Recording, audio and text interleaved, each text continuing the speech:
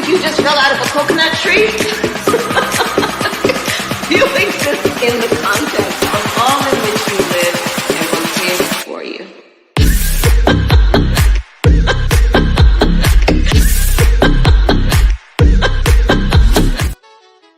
What is up, everybody? Tyson Dela Cruz here. Thank you so much for rocking with me. Shout out to the subscriber who sent me that video. But where is Hayden Harris? Where is she at? She hasn't had a press conference, talked to the media in over 20-something days. Yet Elon Musk and Donald Trump broke the internet the other day with over 1 billion views and streams and counting, with over 1.3 million live listeners. And where is Kamala? Where is she at? She's hiding. She's hiding like Biden. Shout out to everybody watching. Go ahead and drop your comments down below. Let me know where you're watching this from. Hit the like and subscribe button.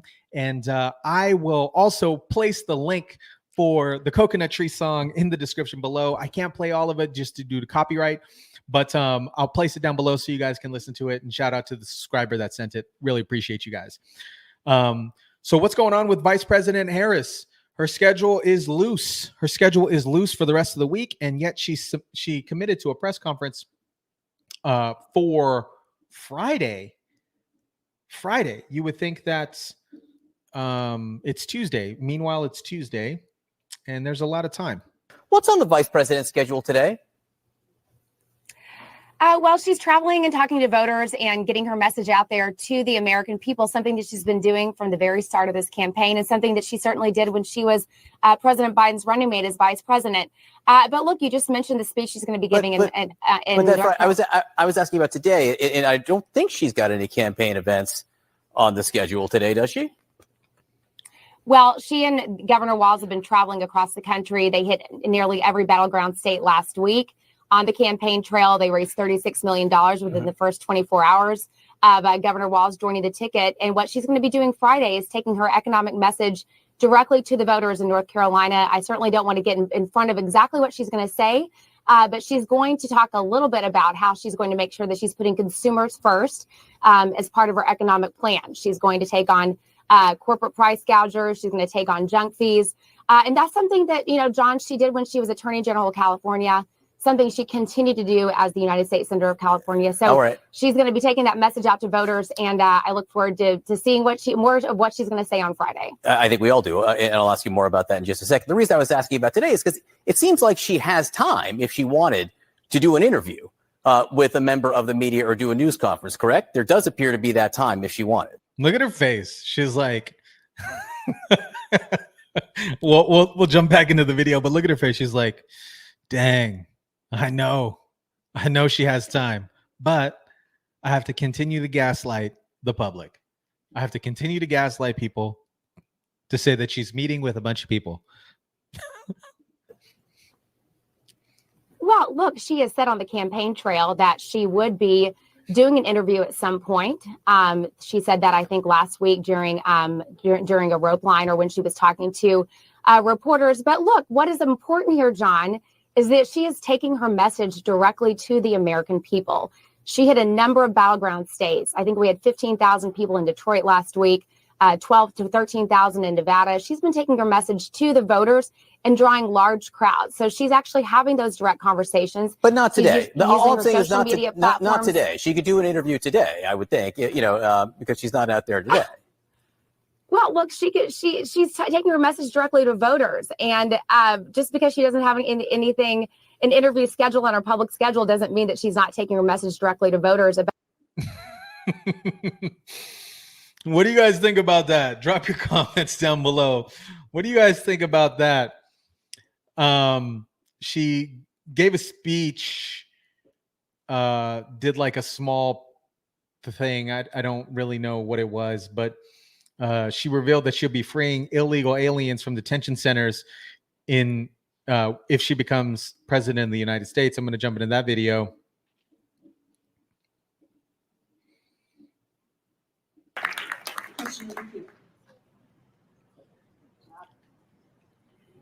Hi, my name is Sally Hartman. I'm a volunteer with the Center for Worker Justice.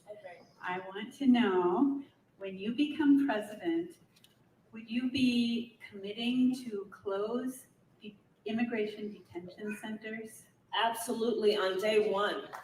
On day one. And thank you for your question over here. Flip-flop it, man. Yikes. Yikes. Make no mistake about it, ladies and gentlemen. Whatever the mass media is showing us in regards of Kamala Harris leading in the polls, it's fake news. It's fake news.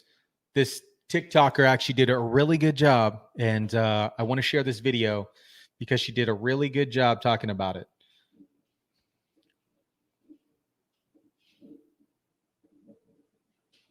The conversation between Elon Musk and Trump is just wrapping up, and what did we learn? That Trump and Elon are having one of the most simple conversations, and everybody's acting like it's the end of the world. The EU sent Elon Musk a letter. Somebody broke into Trump's campaign office in Virginia. This is the email that Kamala's campaign sent out asking for your donation. The White House press corps was asking the White House to intervene. Ladies and gentlemen, this is how we know that all the polls that they are showing where Kamala is beating Trump are fake. I mean, let's just be honest, there's no comparison here. Over 1 million active listeners. That's insane. Let me just say, you don't act this way if you really think you're winning. Truth. That is facts. That is facts. Over 1 billion people have listened and tuned in to that conversation with Elon Musk and Donald Trump. It was extraordinary. There was a 45-minute delay because of a DDoS attack. So basic like cyber attack happened, and Twitter systems went down for 45 minutes. But it was a great conversation. It was a fantastic conversation. We're going to jump into what Kamala Harris wants you to believe.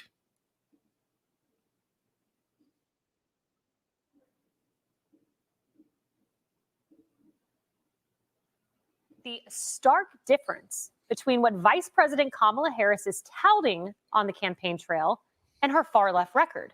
The New York Post is calling Harris a comma chameleon, noting that Harris, once a hero of progressives along with the media, is hiding all of her far left positions from voters. And we've heard her at rallies trying to convince you, the voters, that she is now tough on crime. She's a prosecutor. Before I was elected a United States Senator, I was an elected Attorney General, and before that, District Attorney. And before that, I was a courtroom prosecutor. As a prosecutor.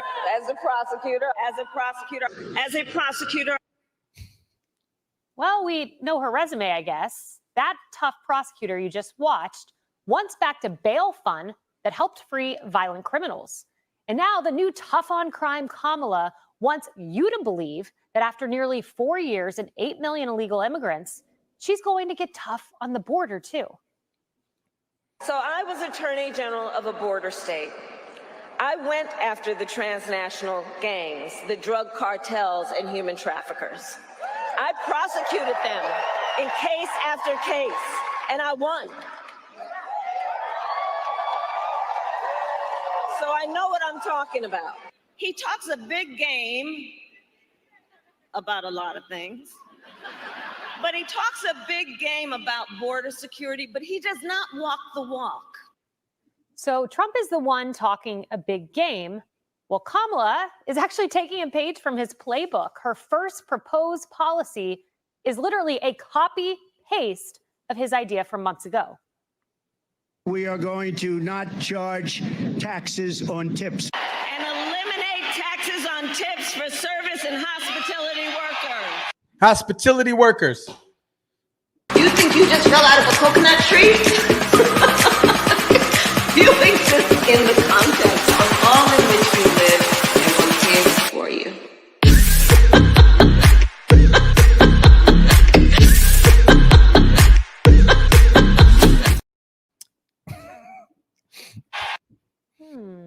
Little plagiarism there.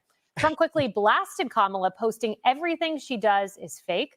But despite the apparent gaslighting on Harris's far-left record, she's now leading in 3 critical battleground states. You'll see it there. This is a new poll from the New York Times Siena College showing that Harris is leading by 4 points in Michigan, Wisconsin, Pennsylvania. Those are the big states.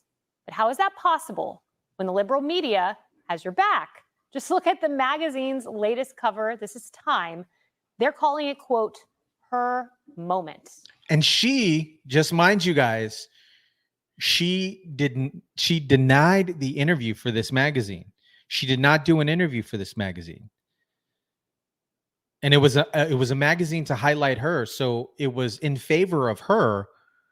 Why didn't she talk to the media? Why didn't she talk to Time?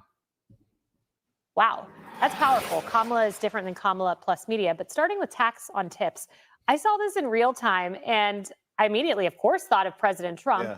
And then when you do some research, Charles, here's what you find. Let's pull this up. This is on the IRS webpage. I verified this morning. This is from, look at the date on this, February 6, 2023. IRS introduces new service industry tip reporting program. This is after Kamala Harris cast the tie-breaking vote to literally tax your tips. Yeah, no, and then on top of it, they want to get an army, 80,000 IRS agents to go after people who are, tip workers or side hustle workers. Look what happened in California. They tried to shut down the gig economy because they're not unionized.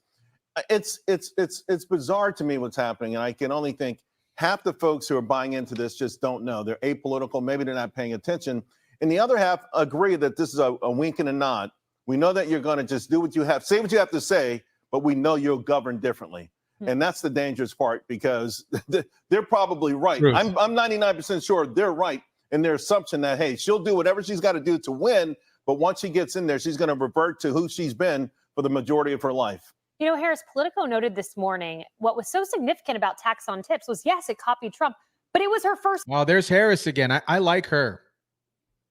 Policy proposal. Where are not Kamala, the lady in the yellow dress. The white papers? Where are the plans? They don't exist. Just enthusiasm is what she's banking on. Well, they're looking at what has traction. They know they can't really substantively talk about the border. And we've already seen Biden kind of, well, should we flip the switch on some of Trump's policies and bring the numbers down if we can? The answer to that being yes, if they can. Why hasn't she done some of this before? I didn't know that she had a financial fiscal policy. Did anybody know that? I didn't know that she felt so strongly about tips. I mean, Real talk, a lot of you guys have been commenting on this. And then also, I said this in a previous video. She's vice president now. She could be doing this now. It's only been 22 days. It's not like the woman has had a time to sit down and reinvent herself. Well, not without help. So what are the fingerprints on this from Nancy Pelosi? And I've been thinking about this a lot. Just put it out there and tell them they can find out what's in it when we pass it. I think that's how they're going to roll. They're going to talk about a lot of issues and ways to fix stuff. And then the next thing you know, well, you don't need the details. You just know it's Kamala, who I guess is now akin to Barack Obama in her oratory skills, reportedly. You just know it's her. And then you'll find out once all this stuff, well, she is the last person in the room and signs the legislation. Once it makes it to her desk, then you'll know what's in it. Is that good enough for Americans? I don't know. I guess we're going to find out in 85 days. We're going to find out. Emily, I mean, she teased to reporters that she has some plan, to Harris's point. We haven't seen it. I don't know what's in it. We'll see when it comes out. If it comes out, she says it will. But Washington Post editorial board, I mean, normally I would say quite liberal. They do make this interesting point. Elections aren't just about winning. They're about accumulating political capital for a particular agenda, which Miss Harris cannot do unless she articulates one. Correct. Absolutely. Needs to articulate her plan. She doesn't have.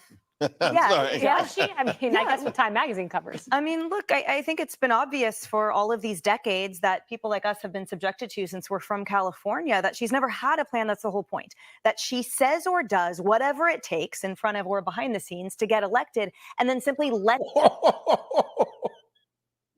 the vapid radical left make the agenda. It is not her articulating anything. She is not a thought leader. She is not in any way actually a progressive, in my opinion, because I think she's just an empty vessel that capitulates to whatever that tiny progressive left says and does. Now, we've gone through tick by tick of her flip-flopping, right? We've talked about the tips and the taxes. We've talked about fracking. We've talked about President Biden going from a racist old white man to all of a sudden unmatched legacy. I mean, the list goes on of how she has now walked backward, or often walks backward in the past, what she says and what she stands for. But at the end of the day, the press is complicit. I thought the New York Post put it beautifully. It's not that the press won't ask. It's that they are covering up. They are preventing from being asked exactly what those articulated policies are, exactly what her credibility is, and therefore they present that karma chameleon so that everyone can vote her in, and then she's just going to sit back and let the progressive left win and do everything. And we played those clips on our show. She wants to start from scratch with ICE. That's what she previously said. She wants to redirect resources from police. She wanted Medicare for all, which means healthcare for none. We can go through all of these, but Kennedy, as I was looking through this crosstabs of this New York Times Siena poll, this is what stood out to me. And I think this is, if I had to pick one crosstab that framed the race, it would be this one. This is asked about Harris, whether she's too liberal or not. 44% say she's too liberal. 44% say she's not too far either way. If I'm the Trump campaign, I would be targeting that 44%, showing them her policies. She is too far left. Most Americans, 70 to 80%, are against abolishing ICE, redirecting resources from police, so on and so forth. Well, yes. I think what her team has realized, and I credit her team with this, because it's actually been a very effective strategy for her, because the Trump team was running, points and points ahead of Biden Harris. And now that she's atop the ticket, I think these polls are reflecting the sugar high. So what they're doing to augment that rush, the excitement of contrast, like she can now be contrasted with Biden, who's no longer on the ticket. So now what they're doing is they're looking at her horrible policy failure. So now what they're doing is they're looking at her horrible policy failures and some of the positions she's taken in the past. And all they're saying is, it's opposite day. Just say the opposite now, and then gaslight everyone who asks you questions or who challenges you in the slightest about it. And it's been an effective strategy so far. The problem is that's not going to hold. And I'll tell you why, because people remember the sugar high, the contrast when Biden was elected. It was all about feelings. It was all like, yay, Trump is gone. This is amazing. The world can heal. And then the economy fell apart. And now we have foreign policy disasters all over the globe. So people need to pump the brakes on that, because feelings are not enough here. And the more that the former president and his pick for VP go out and hold hour-long, no-holds-barred press conferences and talk to everyone in mainstream media, it's going to be impossible for her and her slimy Veep to slither out of slimy Veep, tampon teasy of these all-important grillings. They have to do that. They have to sit for these things. And the press, it is their responsibility to say, here are massive contradictions. How do you shore these up?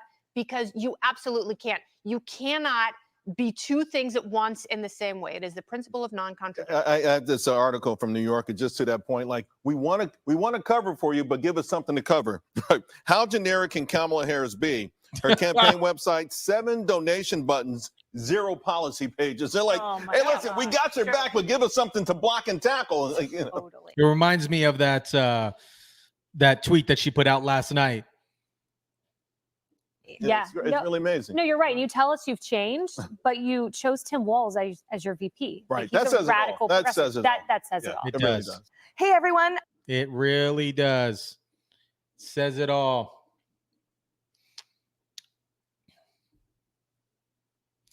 Now, there was a video from the sheriff of California. Was it the sheriff of California? Yeah. Sheriff Mike Burex, I believe it's a French name. I'm not probably saying that correctly. I'm sorry about that. Advertised deceiving, saying that he promoted Kamala Harris and they were backing Kamala Harris. But here's the reality. Crime. As a border state prosecutor, she took on drug cartels, and jailed gang members for smuggling weapons and drugs across the border. So Kamala Harris trying to flip the script on her border record. And one sheriff that is in that ad is outraged as she uses his image to do so. Tulare County, California Sheriff Mike Buro joins us now. So Sheriff, sorry about that, Sheriff Boudreaux. I mispronounced your name. Sorry about that.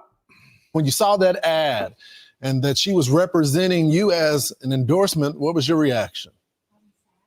Well, I can tell you here in California, we're ready for someone that's going to support law enforcement. Kamala Harris and law enforcement in California, we're very familiar with her and how she has done over the course of years as a senator and as a prosecutor and as the attorney general. And I can tell you that this ad is deceiving, to say the least. I remember this particular case where we did a drug cartel or a drug trafficking organization where we worked with DEA. And the issue was that in this particular situation, she showed up for a soundbite. She didn't shake anyone's hands, and she quickly left the briefing room. So for me in law enforcement to see my face and image along with my law enforcement counterparts being represented as standing alongside Kamala Harris was truly disheartening. We do not support Kamala Harris. She has a history of not supporting law enforcement. And I just wanted to come out and say that for me in Tulare County, the sheriff of Tulare County, looking out for victims, looking for someone who's going to support criminal justice and law enforcement, that is best represented by Donald Trump and not Kamala Harris. You know, it's remarkable, Sheriff, because I've never heard of a politician go in amongst a group of voters or other elected officials, law enforcement, and not shake their hands. But part of the spin, people in the media or people that support Kamala Harris, they're saying that she's changed. Do you believe Kamala Harris has changed on the issue of the border and the cartel? Well, I mean, I have to go along with what history shows. And history with her record does not show that she's supportive of any type of law enforcement agency. She's not supportive of a secure and strong border. It's evident when we have untold amounts of fentanyl cartels right here in my county that we have worked to dismantle, along with human trafficking that takes place up and down the state of California, right across the border. When she was the attorney general, that could have been secured. It wasn't. Her as vice president could have made moves to secure that. It wasn't. Yes. So I would say that we have to go on a track record. And the track record is not conducive or supportive of anything that she's saying within that ad. Real quickly, Sheriff, one of the criticisms that I've heard, even former staffers that have gone, they won't provide their name, but they say when they're doing briefings with her that she's not aware of the topics. She's not, she doesn't read the briefing books. Just with your experience with Kamala Harris when she was AG, did she seem to understand what was happening at the time? Well, in the particular case that we were there in that video clip, she did not fully have all the information. But having said that, the attorney general here in California goes through thousands of cases. I mean, I can't criticize her for not being directly briefed on many cases. But in that particular case, it seemed as if she had received a last-minute briefing. Yeah. Sheriff, someone that knows Kamala Harris, that is in the state that she once represented, Sheriff Boudreaux, thank you so much for joining the program. What do you guys think? Drop the comments, smash the like button down below. Really appreciate you guys watching. Let me share this. Let me make sure that this is delete. This boom, boom, boom.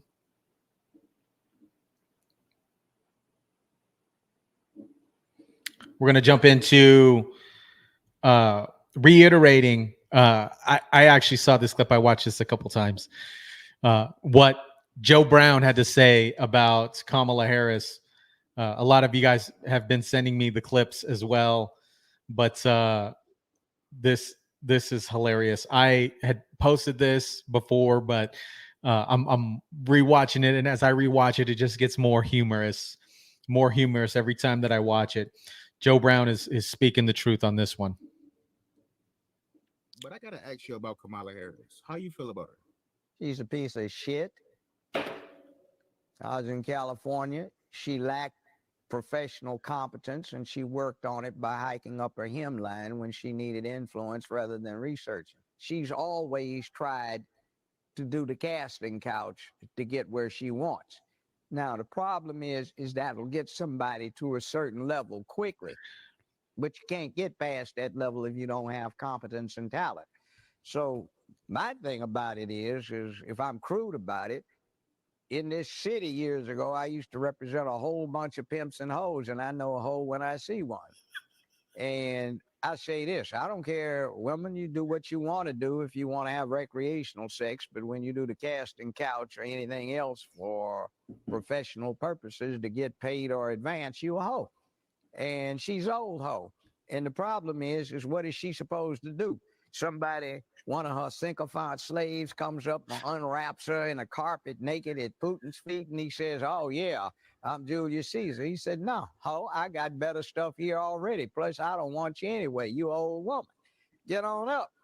You know, or Xi Jinping, is he supposed to be impressed? She's doing word salad. Well, we're here today because China and the U.S. are here today, and that's why we have to agree on what we're doing here today. Like, fool, what did you just say? You know,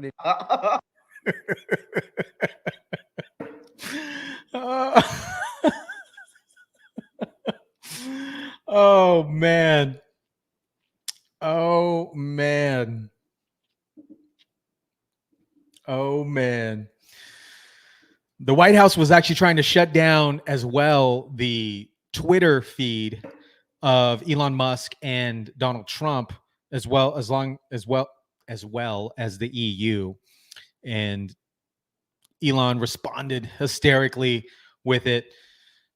This is a clip from a press conference with Miss Pierre and a Washington press individual asked her this question. But even more extraordinary in some ways was to watch a senior reporter of the Washington Post, part of the White House press corps, Washington Post is of the left, seriously asked President Joe Biden's spokesman if the president would do something, anything, to shut down Trump's interview as well. And that spokesman did not once say, are you mad? Censoring a presidential candidate? What about free speech? What has America come to when this is a serious exchange in the White House? Elon Musk is slated to interview Donald Trump tonight on X. I don't know if the president is going to tune in. Feel free to say if he is or not. But I think that misinformation on Twitter is not just a campaign issue. It's a America issue. What role does the White House or the president have in sort of stopping that, or stopping the spread of that, or sort of intervening in that? You've heard us talk about this many times from here, about the responsibilities that social media platforms have. Disgusting. Now, that's what. Correct. What do you guys think about that? Drop your comments down below. Hit the like button. Musk and Trump's interview got over 1 billion views. 1 billion views and counting. On the live stream, Trump had 1.3 million listeners live, despite a massive cyber attack. Shortly after, Kamala Harris sends the message out to the public to donate $25 to stop hate speech and talk mess about Elon buying Twitter and X and not wanting to call it X, so on and so forth. And there is a video that Kamala Harris hijacked Joe Biden's YouTube page. And at the time, it was the rally in Philadelphia. And at the time of the rally in Philadelphia, it had, how many views did it had at the time?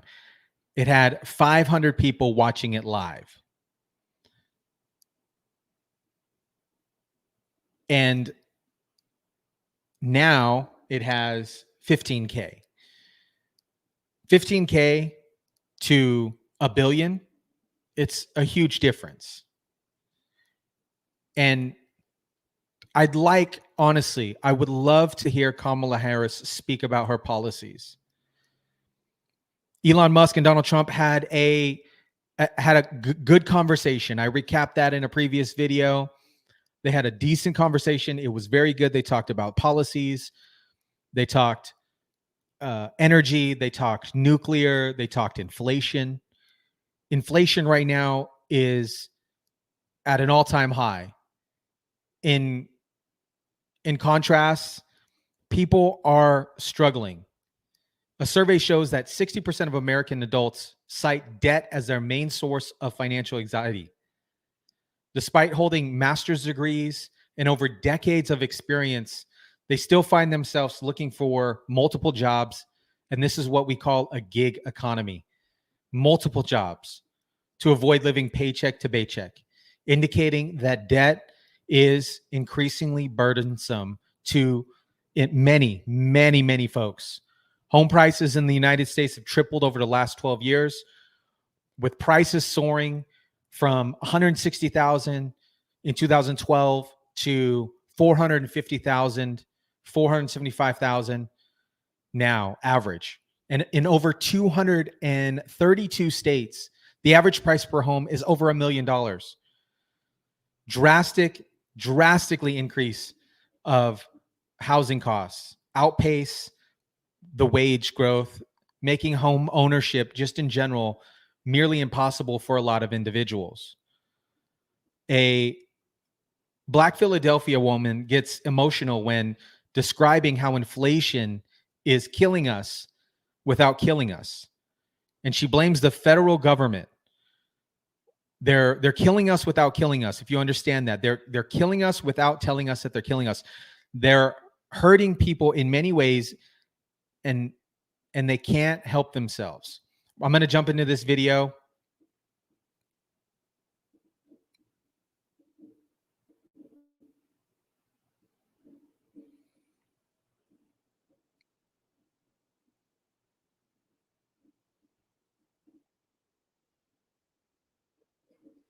Does inflation hit you? It hit me hard. It's hitting me hard. What do you blame? How hard has inflation hit you? It hit me hard. It's hitting me hard. What do you blame for it? I blame the federal government at this point. If a working class mom who works as a paralegal cannot buy a $2 bell pepper because it's now $5, imagine a mother living on food stamps. Imagine a mother who's making minimum wage trying to feed children. They're killing us without killing us. If you understand that, they're killing us without telling us they're killing us. They're hurting people in ways that they can't help themselves. It's either feed my child or how about feed my children and I don't eat, but I have to go work. How hard has inflation hit you?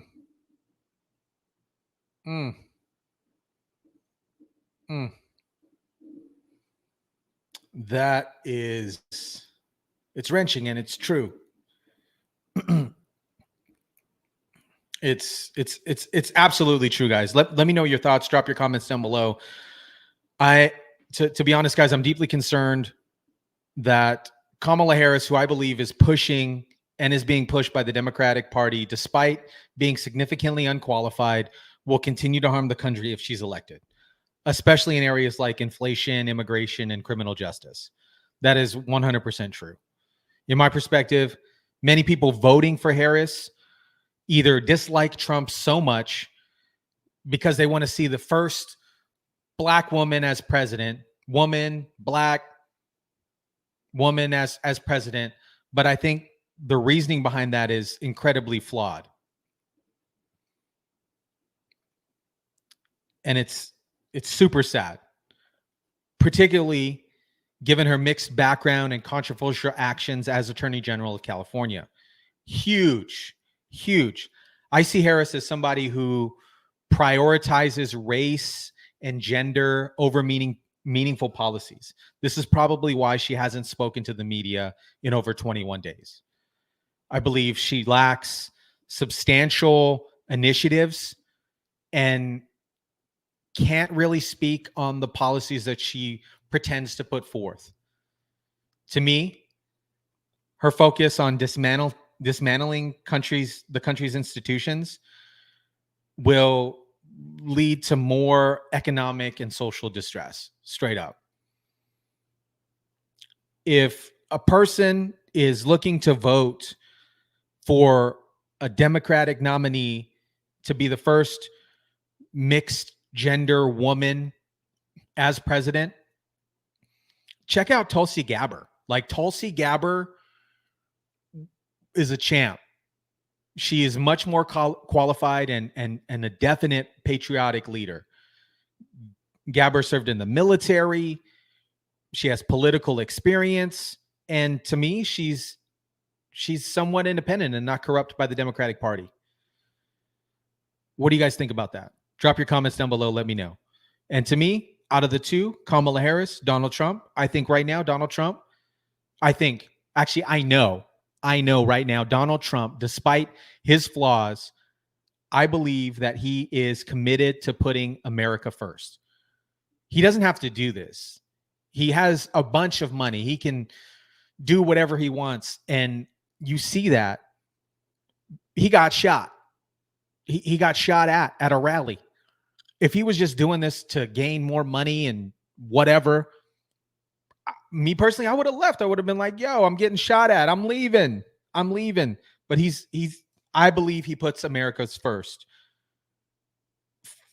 in regards to protecting the borders, maintaining respect on global policy, and, putting America on the global stage as a powerhouse as we are. I am, researching Kamala Harris through these past couple weeks and looking at her policies.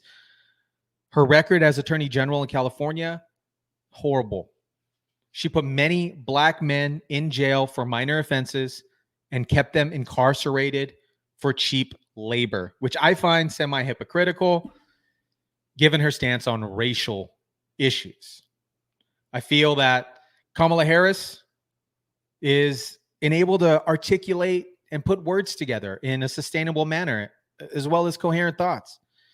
And I think she lacks real solutions and is an unsustainable candidate as Democratic nominee, which she got a bunch of votes for. Did she? No, she didn't. So I strongly oppose of her leading the country. Let me know your guys' thoughts on that. Drop your comments down below. I really appreciate you guys watching. I truly, truly do.